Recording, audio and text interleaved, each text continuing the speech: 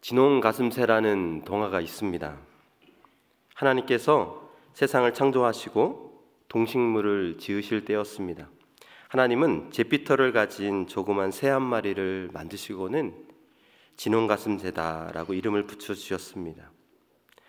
진홍가슴새라고 하면 이름에 걸맞게 붉은색 깃털이 있어야 하는데 그 새는 온통 제피털을 가진 새였습니다. 이 새가 하나님께 물었어요. 하나님, 저는 온통 제피털을 가지고 있는데 왜 진홍가슴새라고 이름을 붙여주셨나요? 그래서 하나님께서 말씀하셨습니다. 내가 참 사랑을 베풀게 될 때 그때 그 이름에 합당한 깃털을 가지게 될 거야. 그 오랜 세월이 흐르게 되었어요.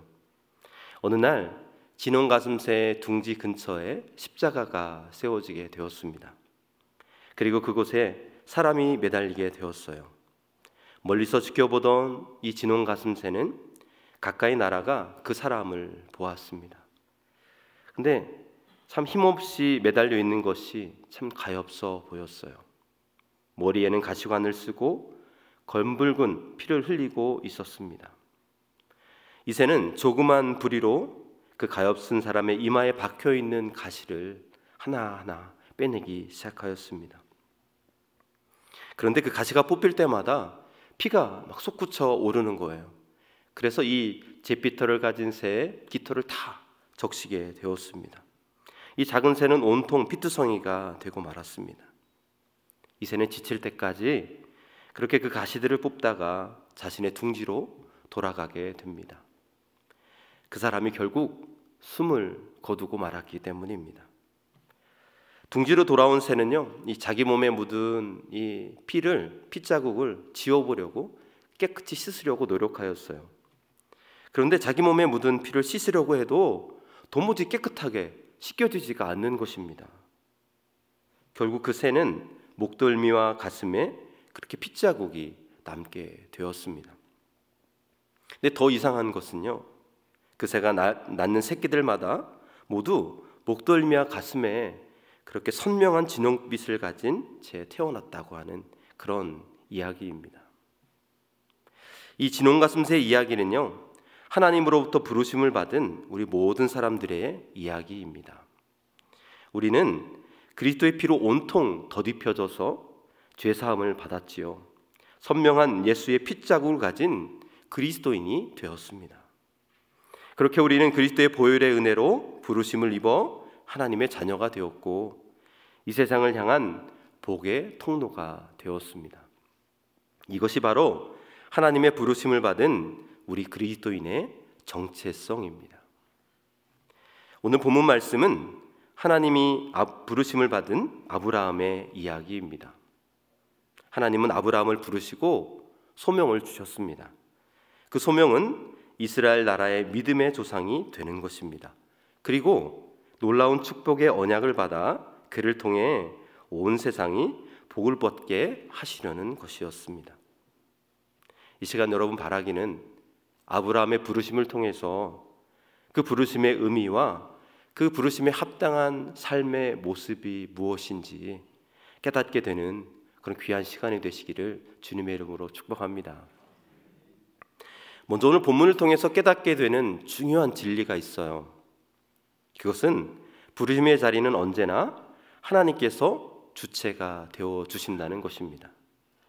우리가 하나님을 찾아 부른 것이 아니라 하나님이 먼저 우리를 찾아 부르셨다라는 것입니다. 오늘 본문 1절 상반절을 보면요, 주님께서 아브라함에게 말씀하셨다. 하나님은 아브라함에게 나타나셨습니다. 그리고 그에게 직접 말씀하시며 부르셨습니다. 아브라함을 부르신 주체가 하나님인 것입니다. 이것은 아브라함뿐만이 아니었습니다. 구약의 가장 위대한 종 모세도 불꽃떨기 나무 아래에서 하나님이 먼저 나타나셔서 그를 불러주셨지요. 또 이스라엘의 가장 위대한 왕 다윗도 양치는 어린 소년의 때에 사무엘을 통해서 하나님이 먼저 찾아와 불러주셨습니다. 구약의 예언자들도 마찬가지였습니다. 예언자들 스스로가 무슨 특별한 깨달음이 있어서 아니었어요. 다만 하나님이 그들을 부르시고 그들에게 먼저 말씀해 주셨기 때문이었습니다. 그랬기에 하나님의 뜻을 선포하는 예언자가 될 수 있었던 것이죠. 예수님의 제자들도 마찬가지입니다. 먼저 예수님이 그들을 불러주셨기에 주님의 제자로 사명을 감당할 수 있었습니다.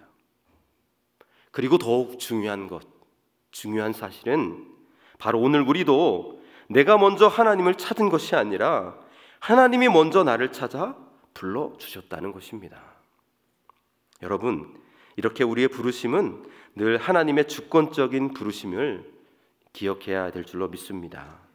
죄인인 우리는요, 스스로 하나님을 부를 수도 없고 찾을 수도 없어요. 그러나 그런 우리를 주님께서 친히 찾아와 주시고 불러주셔서 하나님의 자녀가 되었습니다. 이렇게 우리는 하나님의 큰 은혜를 입은 자들이 된 것입니다. 이 은혜 사건이 너무나도 중요한 이유가 있습니다. 우리의 부르심이 그냥 어쩌다 우연이 된 것이 아니라는 것입니다. 이 세상을 창조하신 주님께서 우리를 계획과 섭리 가운데 직접 선택하시고 하나님의 자녀로 불러주셨기에 가능한 것입니다. 하나님께서 우리를 통해 이루고자 하시는 계획과 뜻이 있기에 우리를 불러주신 것입니다. 사랑하는 성도님 여러분, 우리가 아직 죄인되었을 때에 주님이 놀라운 계획과 비전을 가지고 먼저 우리를 찾아와 부르시고 구원하셨음을 잊지 마십시오. 그리고 그 부르심은 우리를 통해 하나님의 뜻과 비전을 이루기 위함임을 기억하시고 이 부르심을 소중히 여기시는 우리 성도님들이 다 되시기를 주님의 이름으로 축복합니다. 그렇다면 여러분, 이 하나님의 부르심은 어떤 삶일까요? 하나님께서 나를 먼저 부르셨는데 그 부르심의 삶의 의미는 무엇일까요? 첫 번째로요, 하나님의 부르시는 떠나는 삶입니다. 떠나는 것이 중요한 것이죠. 1절 말씀을 다 같이 함께 해볼까요? 1절 말씀 다 같이 함께 읽겠습니다. 너는 내가 살고 있는 땅과 내가 난 곳과 너의 아버지의 집을 떠나서 내가 보여주는 땅으로 가거라. 아멘. 개역 성경에서는 이 말씀을 너는 고향과 친척과 아버지 집을 떠나라 그렇게 말씀하고 있습니다. 이 고향과 친척과 아버지 집, 이 세 단어를 히브리어로 보면요, 특이한 점을 발견할 수 있는데요, 그것은 철저한 분리를 나타내는 그 민이라는 단어가 그 앞에 다 붙어 있다라는 것입니다. 그러니까 고향과 분리되고 친척과 분리되고 아버지 집과 분리되라 라고 하는 의미입니다. 그러니까 고향과 친척과 아버지의 집에서 완전히 분리되고 떠나라는 것이죠. 이렇게 하나님의 부르심의 삶은 세상과 거룩하게 분리되고 떠나는 삶입니다. 그렇다면 하나님이 떠나라고 했던 고향과 친척과 아버지 집은 어떤 곳입니까? 왜 그곳을 떠나라고 하셨을까요? 아브라함의 고향은 갈대아 우르입니다. 그 당시 갈대아 우르는요, 큰 번영을 구가하고 있었어요.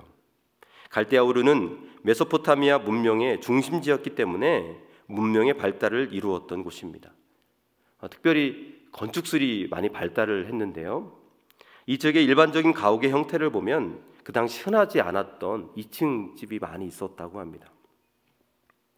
1층에는 이 빨래터나 부엌이 있었고요, 또 2층에는 10개에서 20개 정도의 그런 방이 그렇게 있었다고 합니다.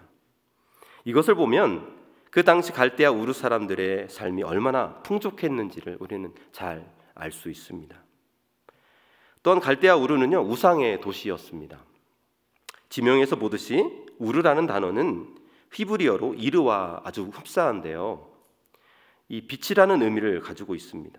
그래서 우르는 빛, 열을 가리키고요, 태양신과 관련이 있습니다. 게다가 갈대아 우르의 거의 모든 집에는 예외 없이 우상을 섬기는 그런 신당이 있었다고 합니다. 사람들은 물질의 풍요를 누릴수록 우상 숭배가 더 깊어지기 마련입니다. 그러다 보니까 그들의 필요에 따라 각각의 입맛에 맞는 우상을 선택하여 집에 모시고 살았던 것입니다. 탈무드에 보면요, 이 아브라함과 아버지 데라의 유명한 일화가 나오죠. 여러분들도 잘 들어보셨을 것입니다. 어느 날 아버지 데라가 외출하면서 이 아브라함 아들에게 우상들을 잘 지키라고 그렇게 신신당부를 하고 떠나게 됩니다. 이 아브라함은 아버지 데라가 집을 나가시자마자 그 작대기로 그 우상의 목을 다 이렇게 깨어서 다 날려버리게 됩니다. 그리고 얼마 있다가 이제 아버지 데라가 외출해서 돌아오셨어요. 우상들이 목이 다 없는 것을 보고 노발대발합니다. 아니 어떻게 된 거냐? 왜 우상들의 목이 하나도 없느냐고. 그러자 이 아브라함은 우상들이 서로 싸워서 저렇게 되었노라고 그렇게 변명을 하게 됩니다. 그러자 아버지 데라는 아니 어떻게 움직이지 못하는 우상이 그렇게 서로 싸울 수 있다는 말이냐? 이거 어떻게 된 거냐? 그렇게 화를 내게 되었어요. 화를 내는 아버지에게 이 아브라함이 차분한 어조로 이렇게 말을 합니다. 아버지도 말씀하셨듯이 이 움직이지도 못하는 우상을 왜 만들어 파십니까? 여러분, 이것을 보면요, 아브라함의 집은 우상을 만들어 팔 뿐만 아니라 우상을 섬기기도 했던 집안이었음을 우리는 잘 알 수 있죠. 이런 것을 볼 때 하나님께서 아브라함에게 고향과 친척과 아버지의 집을 떠나라고 하신 이유를 잘 알 수 있는 것입니다. 그것은 하나님을 믿지 않는 우상을 섬기던 삶에서 떠나고 거룩한 삶을 사는데 방해가 되는 환경과 생활 습관에서 떠나라는 것입니다. 다시 말해 고향과 친척, 아버지 집이 주는 좋지 못한 영향력과 죄악을 즐기던 것으로부터 떠나라. 그렇게 우리에게 말씀하고 있는 것입니다. 에베소서 4장 22절에서 24절에 보면 너희는 유혹의 욕심을 따라 썩어져가는 구습을 따르는 옛사람을 벗어버리고 오직 너희의 심령이 새롭게 되어 하나님을 따라 의와 진리의 거룩함으로 지으심을 받은 새 사람을 입으라. 그렇게 말씀합니다. 오늘 우리가 하나님의 부르심 앞에 온전히 반응하기 위해서는 날마다 욕심을 따라 구습을 쫓는 옛사람을 벗어버리고 떠나야 하는 것입니다. 그리고 그것은 하나님을 따라 의와 진리의 거룩함으로 지으심을 받은 새 사람을 입을 때 가능한 것입니다. 사랑하는 여러분, 이미 우리의 부르심은 시작됐어요. 예수 그리스도의 십자가의 은혜로 의와 진리의 거룩함을 입은 새 사람이 되었습니다. 그러므로 하나님께 부르심을 받은 자로서 아브라함과 같이 고향과 친척과 아버지의 집을 떠나시기 바랍니다. 하나님을 믿지 않는 우상을 섬기던 삶에서 떠나시고 거룩한 삶을 살지 못하게 하는 환경과 생활 습관에서 떠나시기 바랍니다. 그렇게 옛사람의 죄된 모습에서 날마다 떠나셔서 부르심을 받은 자의 합당한 모습으로 살아가는 복된 삶이 되시기를 주님의 이름으로 축복합니다. 두 번째로요, 하나님의 부르심은 명령에 순종하는 삶입니다. 하나님의 명령에 순종하는 것이 중요하다라는 것이죠. 오늘 본문 1절 하반절을 보면요, 주님께서는 아브라함에게 내가 보여주는 땅으로 가거라 말씀하고 있습니다. 그리고 4절 상반절에는 아브라함은 주님께서 말씀하신 대로 길을 떠났다. 그렇게 말씀하고 있습니다. 하나님은 아브라함에게 고향 친척 아버지 집을 떠날 뿐만 아니라 하나님이 보여주는 땅으로 가라. 그렇게 명령하고 계십니다. 그리고 아브라함은 주님의 말씀대로 순종하여 길을 떠났다. 그렇게 말씀하고 있죠. 하나님은 아브라함에게 보여주는 땅으로 가라고 말씀하셨지 그 목적지가 가나안이라는 말씀은 하지 않으셨습니다. 즉 아브라함은요, 목적지를 알고 떠난 것이 아니었어요.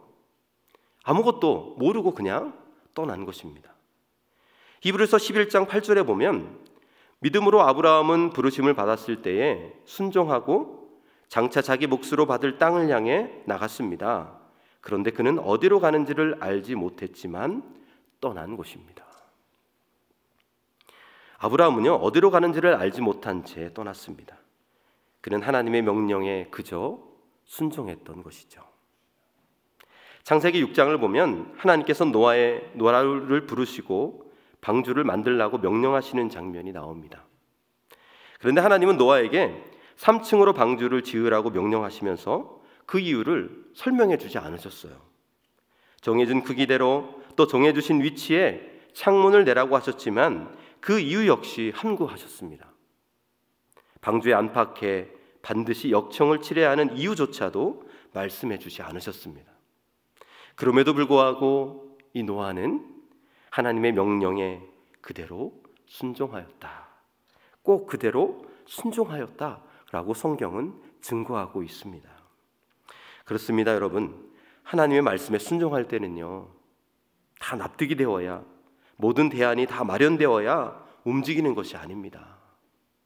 하나님이 내게 원하시는 것이 무엇인지 깨달았다면 이것저것 따지지 않고 말씀 그대로 순종하면 됩니다.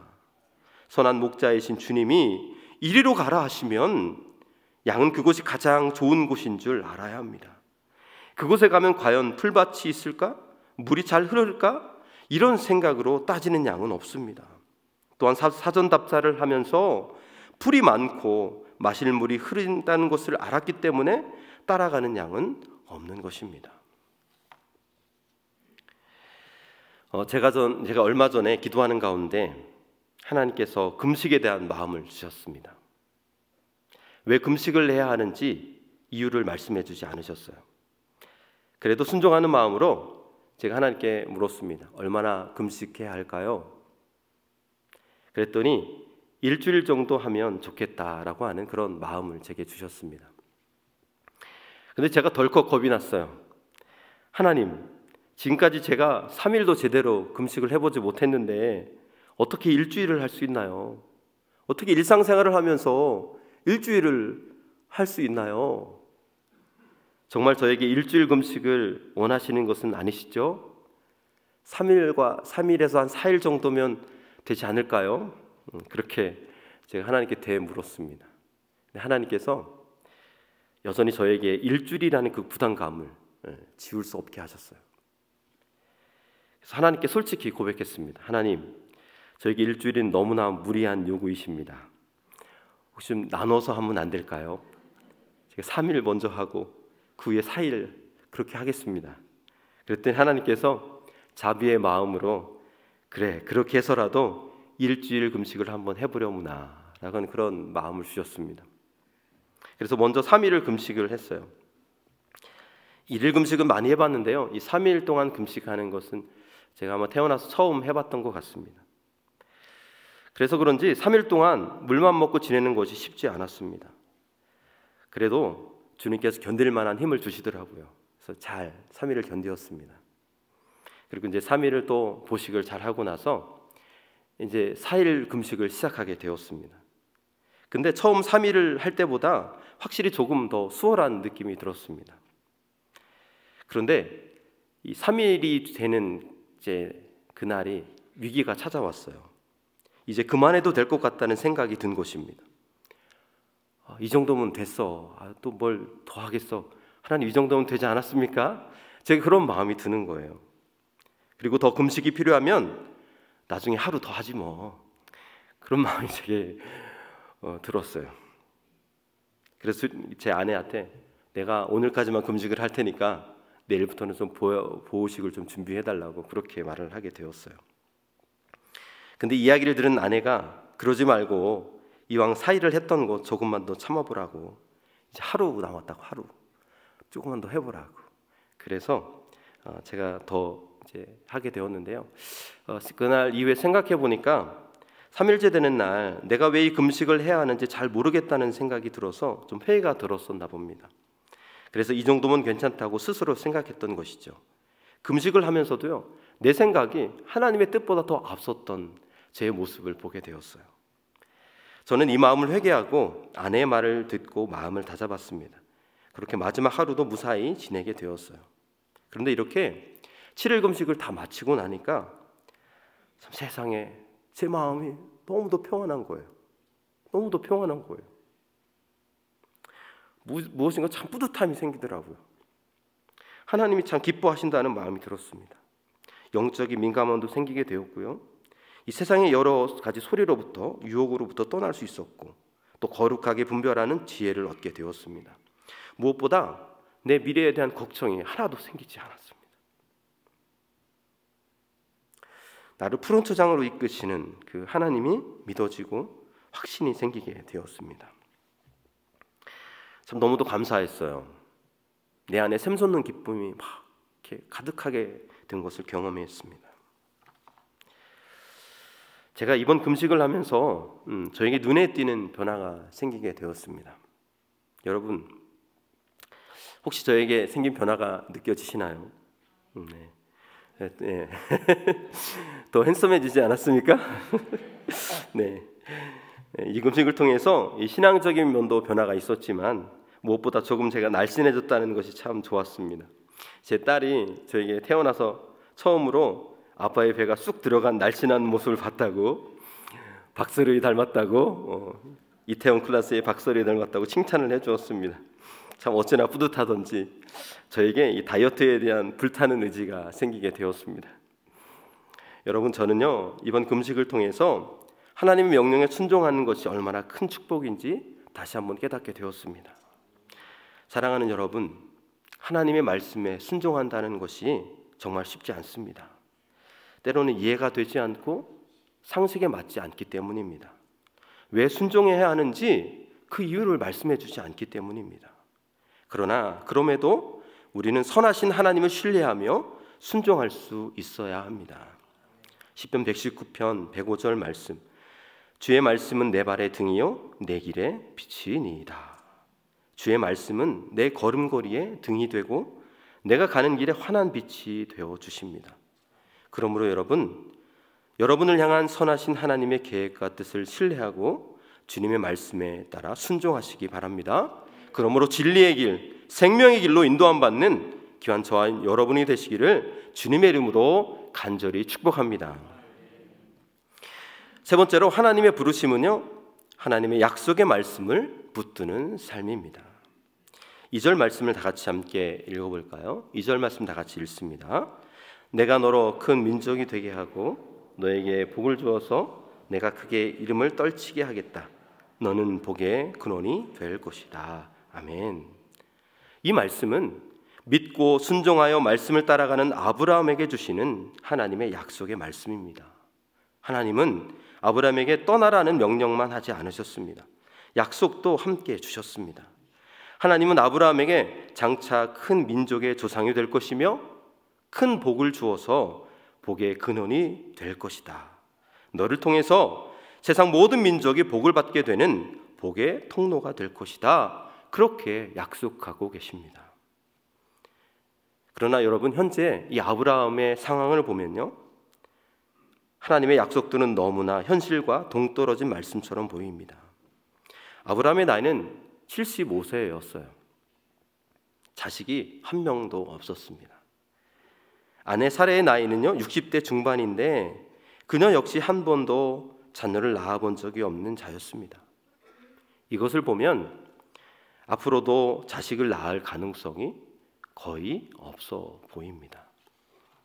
또한 아브라함은 아무도 알아주지 않는 평범한 노인에 불과했습니다. 이런 아브라함이 위대하게 된다는 것은 꿈같은 이야기였죠. 그러나 하나님은 이런 아브라함에게 큰 민족을 이루게 하실 것이고 이름 없는 늙은 아브라함을 유명한 사람이 되게 하고 복의 근원으로 삼겠다고 약속하고 있는 것입니다. 하나님은요, 이 약속을 기초해서 인류 구원의 역사를 시작하십니다.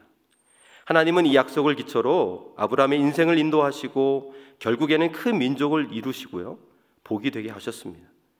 아브라함의 후손인 이스라엘 백성들을 제사장 나라, 거룩한 백성으로 삼으시고 이 땅에 예수 그리스도를 보내주셔서 예수 그리스도를 믿는 모든 사람들을 구원하여 주셨습니다.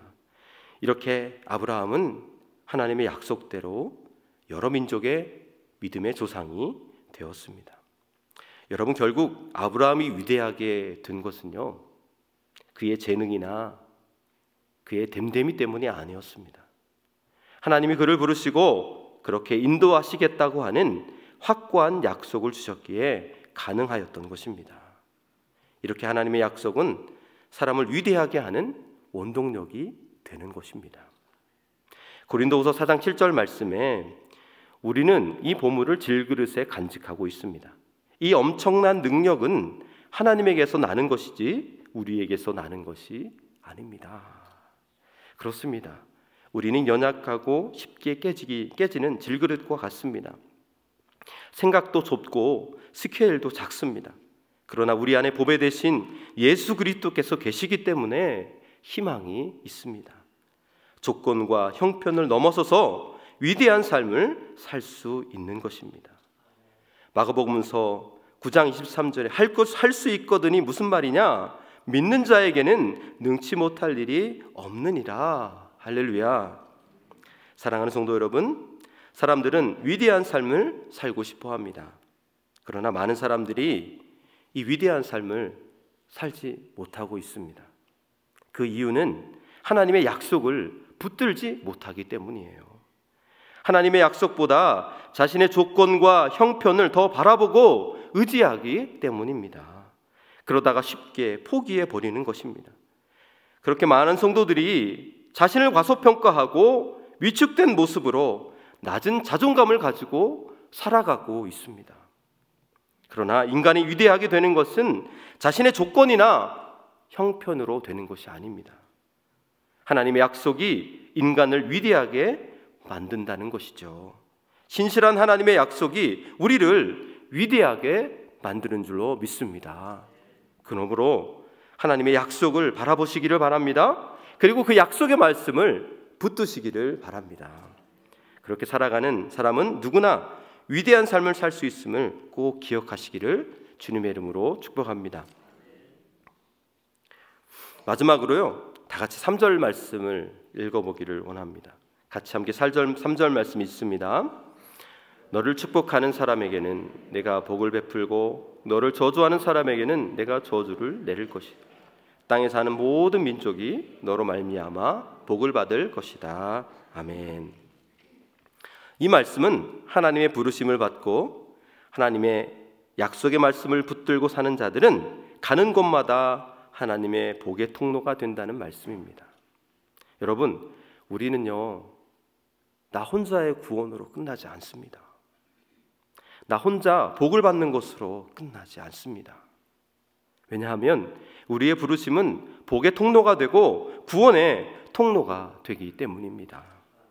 하나님께서 나를 부르신 것은 나를 통해서 하나님의 복이 흘러가게 하시고 하나님의 구원이 다른 사람에게 흘러가게 하시기 위함이라는 것을 우리가 꼭 기억해야 될 줄로 믿습니다.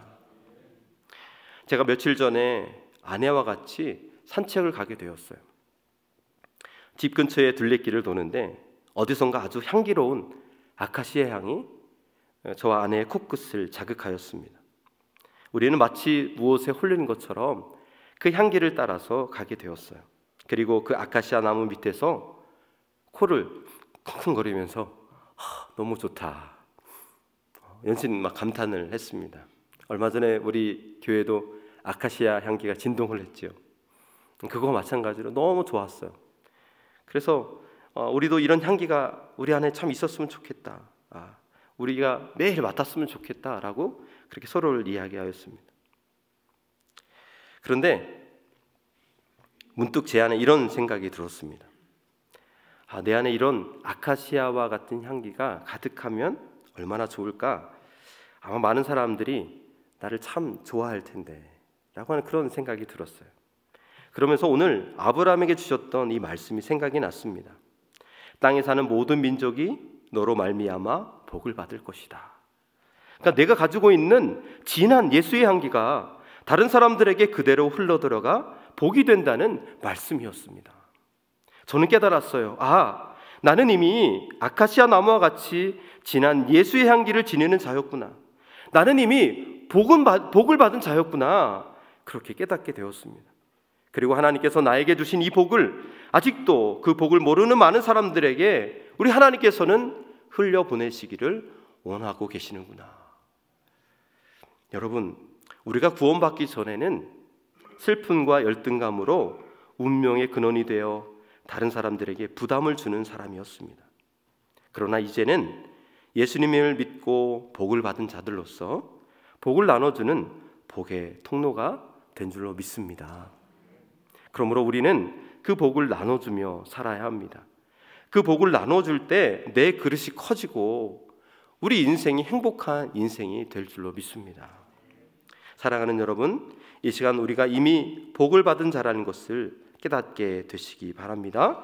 그리고 그 복을 마음껏 이웃에게 흘려보내시길 바랍니다. 오늘 설교 전 영상을 보았죠. 본월드 최복희 대표이사가 나오는데요, 그는 자신이 두 가지 부름을 받았다고 말하고 있습니다. 첫째로는 하나님이 나를 구원하신 그 구원의 부르심, 그리고 나의 또 하나의 부르심, 나를 통해서 많은 사람들이 육의 양식과 영의 양식으로 살아나는 그런 부르심을 받았다라고 고백하고 있습니다.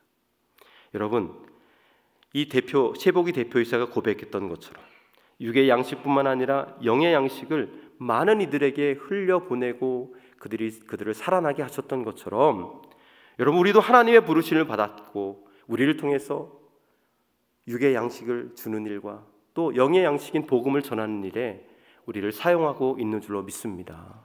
우리가 그 복의 통로가 된 것을 기억하시고 그 일에 지혜롭고 충성되이 잘 감당하여서 하나님께 칭찬을 받는 우리 모든 성도님들이 다 되시기를 주님의 이름으로 축복합니다.